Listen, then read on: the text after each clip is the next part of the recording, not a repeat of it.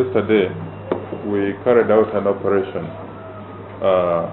to crack down on suspected gang-like behavior after getting intelligence that some of these gang members were being recruited by certain sections of political groups to attack and rob other members of the public, including rival supporters that were returning from the final campaign venues.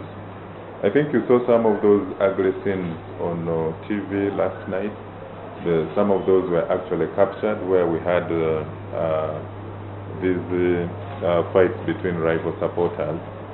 There was one attack which was unique. We had a group of miners that were arrested. They were dressed in NRM t-shirts and at the same time attacking NRM supporters. So we also have these ones among those who were arrested. We want to ensure that there is actually not any form of violence that can disrupt the election process. Whoever is trying to come out with the messages of intimidation and so on and so forth, please, as you can monitor, visibility is high. We have police, we have military and prisons out.